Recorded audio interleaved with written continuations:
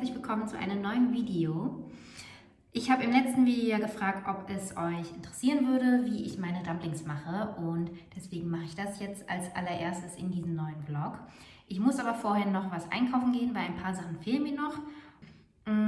Ja, dann würde ich sagen, sehen wir uns nach dem Einkaufen wieder. Heute ist es nämlich wieder ein bisschen kühler, deswegen habe ich hier meinen Wollmantel an von Shop a Momento. Dazu die Yoga Tights, die ihr im letzten Video gesehen habt, von Arket, und ein Kaschmir-Pullover von Uniqlo. Die Ballerinas sind auch von Arket, mag ich ganz gerne so im Frühling. Und meine Lieblingstasche von Chanel, die Gabrielle. Also als allererstes braucht man natürlich den Dumpling-Teig. Den kann man zwar auch selber machen, aber noch einfacher ist natürlich, wenn man den fertig kauft, so aus der Packung. Und da habe ich jetzt hier 2 Packungen. Sind zwar von 2 unterschiedlichen Marken, aber ich glaube, dass insgesamt bei 2 solchen Packungen 50 Stück rauskommen sollten. Ich habe die aus dem Tiefkühlfach rausgeholt und langsam auftauen lassen. Kommen wir zur Füllung. Und zwar beim Fleisch. Also normalerweise kochen wir zu Hause überwiegend vegetarisch oder auch vegan. Gerade bei asiatischen Gerichten geht es eigentlich sehr schnell, dass die Gerichte vegan sind. Aber bei Dumplings mag ich die Fleischfüllung am liebsten, deswegen machen wir das auch jetzt in der Variante. Ihr könnt es aber auch easy vegan oder vegetarisch gestalten mit Aubergine oder Pilzen oder auch mit einer Eierfüllung. Da kann ich euch ja mal ein paar Varianten in der Infobox verlinken. Ich habe jetzt hier für die 2 Packungen Dumplings 400 Gramm Schweine- und Rinderhack. Noch juicier wird es, wenn man nur Schweinehack nehmen würde. Ich habe das jetzt diesmal einfach mal gemischt gemacht. Und dann haben wir hier, also nochmal kurz zu den Zutaten. Ich zeige euch, was ich einfach generell verwende, und normalerweise mache ich die Mengen so nach Gefühl und gucke einfach, wie es ausschaut vom Verhältnis. Ich kann in der Infobox aber mal ein paar Mengenangaben machen, damit ihr euch ungefähr orientieren könnt, wie das Verhältnis so ist. Ja, also ich habe hier Coconut Vinegar. Viele benutzen, ich meine, Reisessig für Dumplings. Ich habe halt das immer zu Hause. Dann Sojasauce, ganz wichtig, Sesamöl. Ich persönlich mache immer ein paar Tropfen Fischsoße rein und dann hier noch Chiliöl. Und beim Gemüse mache ich auf jeden Fall Ingwer rein, Knoblauch, rote Zwiebeln. Man kann aber auch Frühlingszwiebeln machen, aber für die Füllung finde ich eigentlich normale Zwiebeln besser. Karotten und Koriander finde ich persönlich sehr, sehr wichtig, aber es gibt ja viele Leute, die Koriander nicht mögen. Und hier, ich benutze für das Gemüse, so ein Küchengerät, was einen auf jeden Fall sehr, sehr, sehr viel Arbeit erspart. Ja, und dann werden wir mal anfangen mit der Füllung.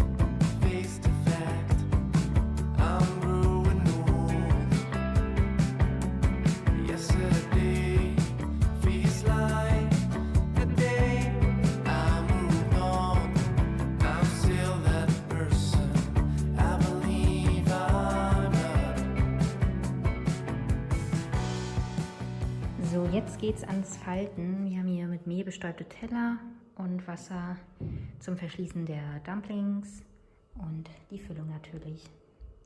Man nimmt ungefähr 1 Teelöffel voll von der Füllung. Wenn man nämlich zu viel nimmt, dann ist es schwieriger, das zu falten. Und dann mache ich auf einer Hälfte das Wasser und dann führe ich das in der Mitte schon mal zusammen.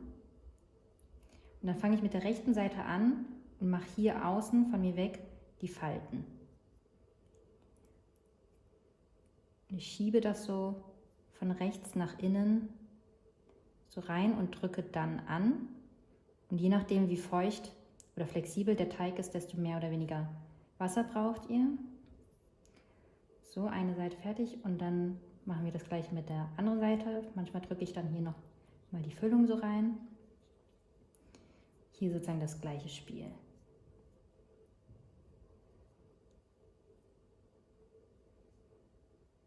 So, dann kommt automatisch diese Form zustande. Und fertig ist der Dumpling.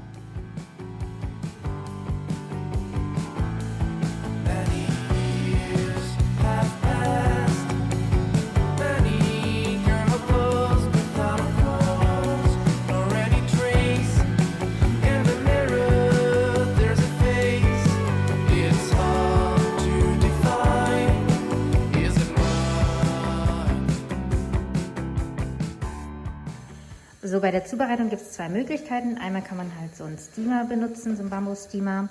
Den setzt man dann auf dem Kochtopf über heißes Wasser auf. Man kann aber auch 2 Etagen benutzen, wenn man mag. Dann kann man halt einfach mehr auf einmal verarbeiten. Aber wenn man keinen Bambussteamer hat, dann kann man auch die Pfanne benutzen. Da bratet man die Dumplings so leicht an, damit die unten knusprig sind. Und dann gibt man ein bisschen Wasser dazu und setzt dann den Deckel drauf von der Pfanne und lässt es dann in der Pfanne weiter steamen.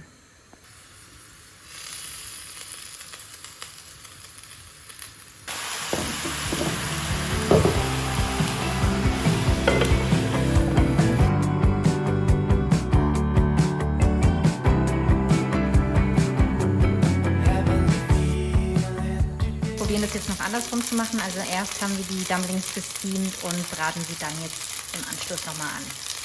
Als Dip kann man jetzt nehmen, was man möchte. Ich habe hier so eine Mischung aus Sojasauce, Essig, Knoblauch, Frühlingszwiebeln und diesen kleinen Chilis gemacht.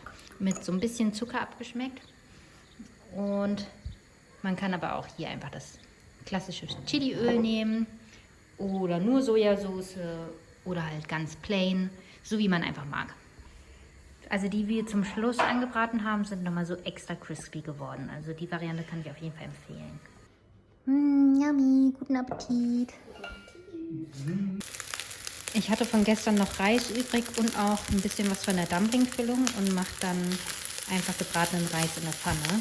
Sowieso gut, den Reis vom Vortag am nächsten Tag nochmal weiter zu verwerten und daraus gebratenen Reis zu machen, weil gebratener Reis geht mit Reis, der einen Tag alt ist, sowieso am besten. Und ich habe dazu einfach nochmal ein bisschen Öl und Sojasauce dazu gegeben. So, und das lasse ich mir jetzt schmecken. Heute wollen Johannes und ich uns um diesen Kartonhaufen kümmern und ein neues Türkos-Sideboard aufbauen. Das neue Sideboard soll dann an diese Stelle hin und das Regal werde ich dann erstmal woanders hinstellen und dann werde ich mir noch überlegen, was ich damit mache.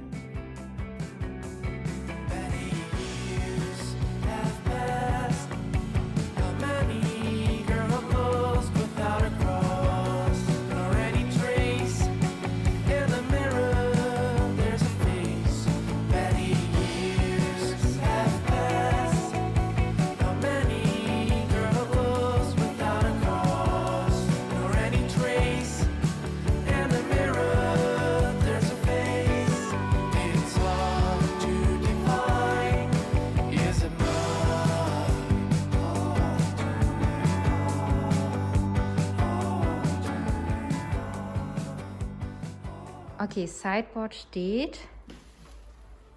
Jetzt müssen wir uns nur noch um den Müll kümmern.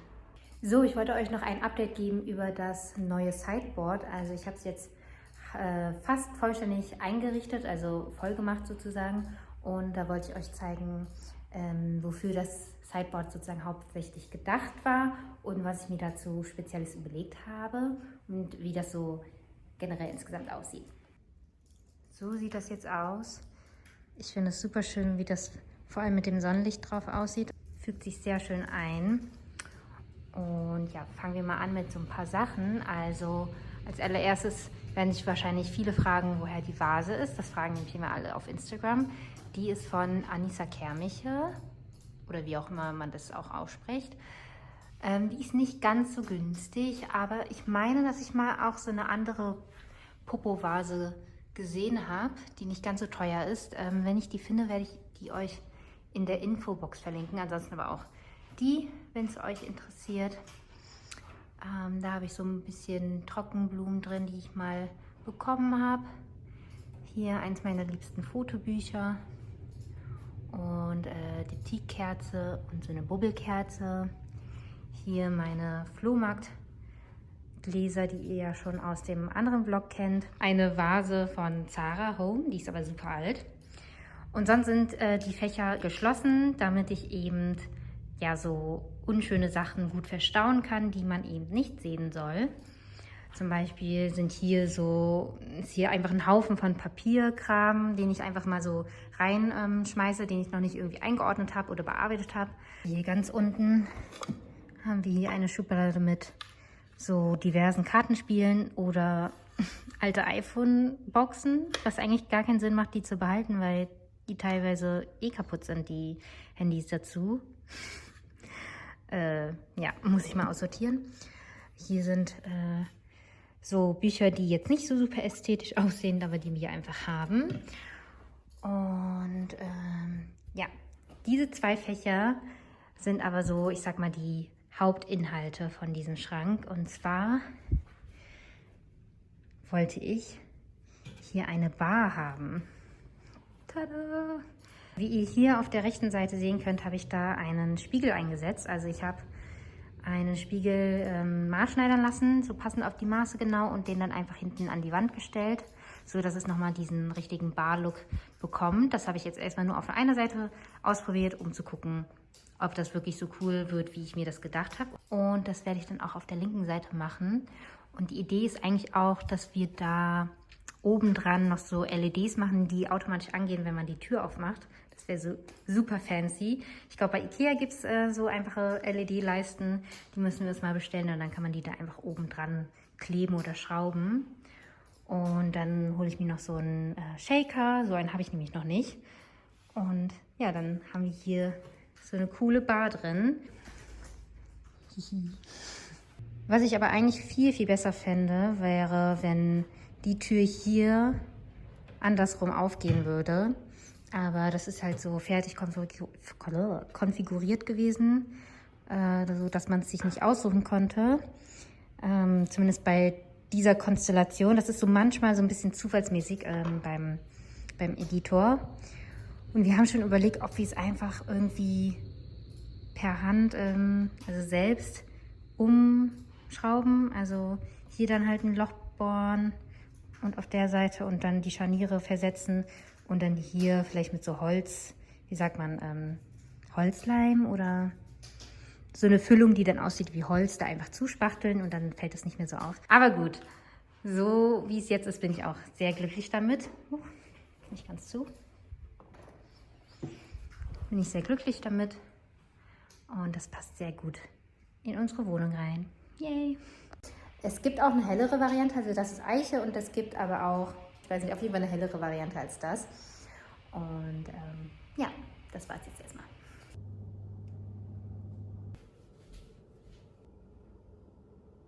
Falls ihr euch jetzt gefragt habt, was ich für ein Rezept benutzt habe bei den Madeleines, ich habe einfach so eine Fertigbackmischung benutzt von, keine Ahnung, wie man die Marke ausspricht. Ich suche euch mal im Internet einfach 1, 2 Rezepte raus. Ich glaube, die sind alle sehr ähnlich. Aber von dieser Marke habe ich auch die Silikonformen. Und ich muss mal schauen, ob die überhaupt einen Online-Shop haben, weil man kann ja momentan nicht in die Läden gehen. Ansonsten finde ich bestimmt woanders auch so Silikonformen, die ich euch dann unten verlinken kann. Auf jeden Fall sind die mega gut geworden, also sehr lecker. Ich habe dann noch, obwohl da schon Dried Lemon Peel drin ist, habe ich trotzdem noch ein bisschen mehr Zitronenzest reingemacht, weil ich das immer ganz gerne mag. Wir gehen jetzt eine Runde Motorrad fahren. Ich habe den Wollanzug an vom letzten Video und dann einen Blazer drüber, Chucks dazu und meine Lieblingstasche. Ja, super bequem, aber nicht zu gammelig. Wo ich übelst fettige Haare habe und ungeschminkt.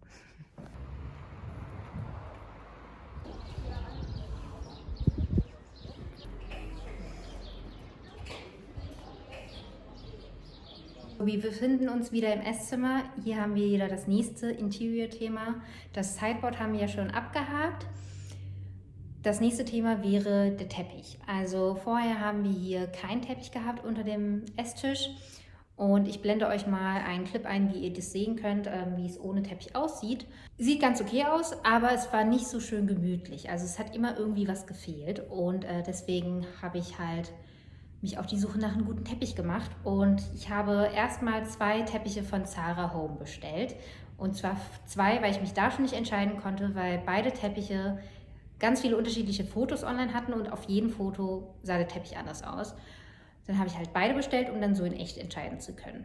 So, turns out, dass der eine Teppich in echt ganz anders aussah als online, also viel blauer, viel fleckiger und von den Farben her hat der einen viel höheren Kontrast als online abgebildet und der fiel da schon dann raus. Also der hat uns so schon mal nicht gefallen. Der zweite hat in echt einen stärkeren Rosastich als online abgebildet, was uns so ein bisschen verunsichert hat, weil das irgendwie, wir wussten nicht, ob das jetzt mit dem Ton vom Tisch irgendwie da zusammenpasst. Und ja, da konnte ich mich gar nicht entscheiden, ob ich jetzt den gut finde oder nicht.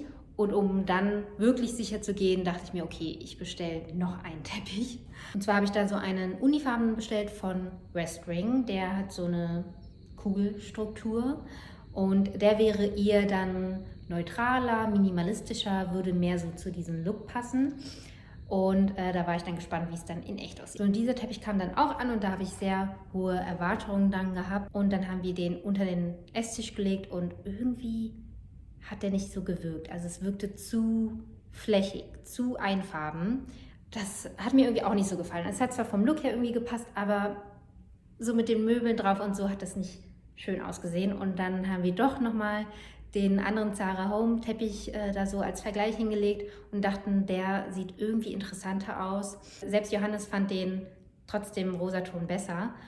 Und dann haben wir uns letztendlich für den von Zara Home entschieden. Und jetzt bin ich auch wirklich happy damit. Ich finde das sehr cool. Ist so ein bisschen besonderer als jetzt so ein einfarbiger beiger Teppich. Und trotzdem ist das nicht ganz so clashig, obwohl es so ein bisschen gemustert ist. Aber eben nicht zu doll. Ich drehe mal die Kamera um. Ich finde, das passt ganz gut zusammen. Hier auch mit der Ecke trotzdem. Und ich gehe mal auf die andere Seite.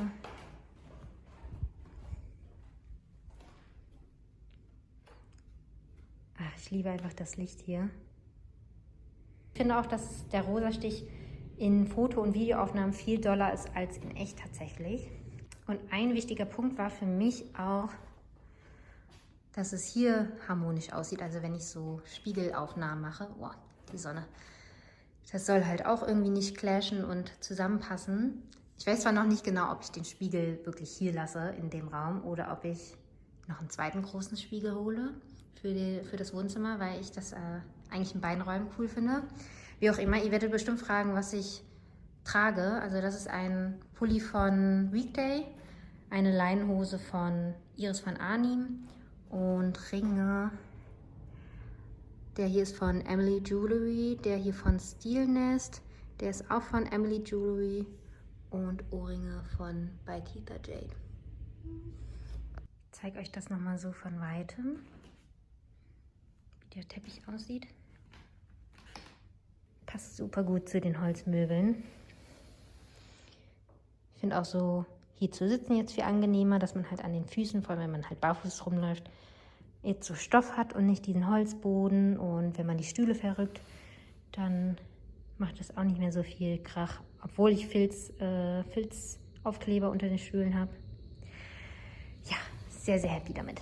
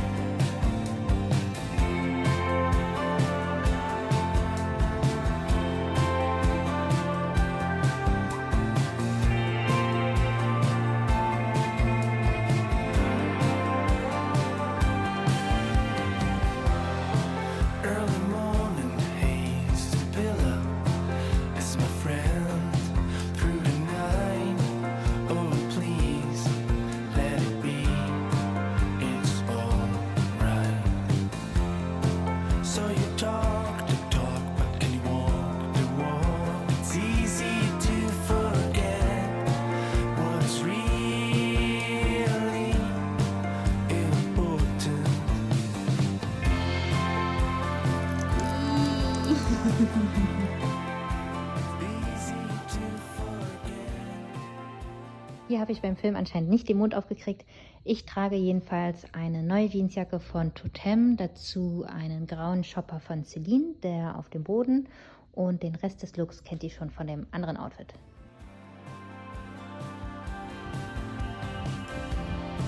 She's a worker all day long. Understand she has a job and needs to be. Was liest du da? Gegen den Trend. Ein Plädoyer für mehr ganzheitliche Architekturarbeit in der IT. In der Entwicklerspezialarchitektur Volume 22. Bisschen Gehirnfutter. Weil, wenn man sich mit dir unterhält, da wird mein Gehirn nicht befriedigt. Easy to forget what's real.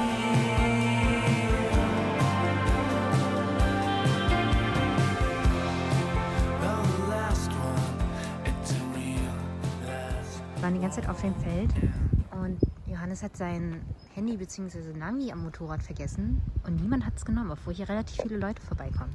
Schon krass, hätte ich nicht gedacht. Neben dem Bananenbrot gibt es auch so ein paar andere Sachen, die im Moment so trenden und unter anderem ist es auch Dalgona Coffee und ich habe das jetzt im Laufe des Monats ein paar Mal gemacht und obwohl das Rezept so super einfach ist, dachte ich mir, ich zeige euch trotzdem mal, wie ich so meinen Kaffee mache und ich habe hier extra für Dalgona Coffee, nein, ich wollte die sowieso haben, aber ich habe mir von diesen Firm Living Ripple Gläsern noch die längere Variante gekauft. Also ich habe ja so diese kleinere Form, aber die war manchmal einfach zu klein. Und davon gibt es halt noch diese schmalere, aber längere Variante und die eignet sich für Dalgona Coffee eben nochmal besser als diese kleinen Gläser. Ich habe das hier mal ganz professionell vorbereitet. Die Hauptzutat, die ihr braucht, ist Instant Coffee. Also ihr könnt halt ganz normal nehmen. Ich habe hier jetzt noch entkoffeinierten, weil ich normalerweise Kaffee nicht immer so gut vertrage. Als ich das erste Mal Dalgona Coffee mit normalen Instant Coffee getrunken habe, ging es mir den Rest des Tages richtig schlecht und ich musste mich hinlegen. Deswegen habe ich jetzt auch diese Version geholt. Für 2 Portionen brauchen wir 3 gestrichene Esslöffel Instant Coffee, 1,5 gestrichene Esslöffel Zucker, Braunzucker habe ich verwendet, und 3 Esslöffel Wasser. Und ich hoffe, ich kriege das jetzt einhändig hin. Das wird jetzt einfach verrührt.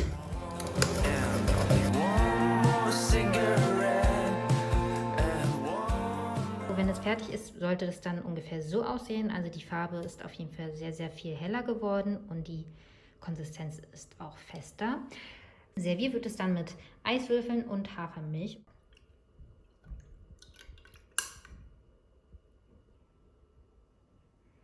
Und dann noch Strohhalme rein. Wir haben hier so Glasstrohhalme.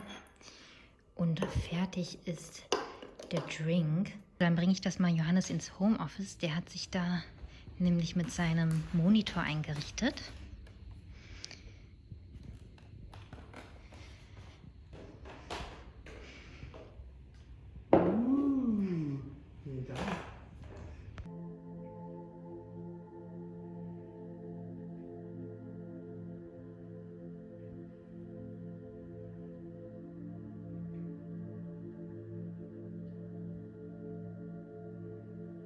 Ja, wie ihr im letzten Clip gesehen habt, habe ich letztens Daisy und Johannes so eine kleine Spa-Behandlung gegeben. Also ich mag das total gerne, so eine gemütliche Atmosphäre zu schaffen, so den Raumdiffuser mit so Eukalyptusöl oder Lavendelöl anzuschalten und dazu so Musik, also so Spa-Ambiente zu schaffen und dem dann so ein Facial zu geben. Es ist zwar nicht so einfach, 2 Leute gleichzeitig zu behandeln, aber es ist ja eh nur so zum Spaß, da hat es dann auf jeden Fall gereicht.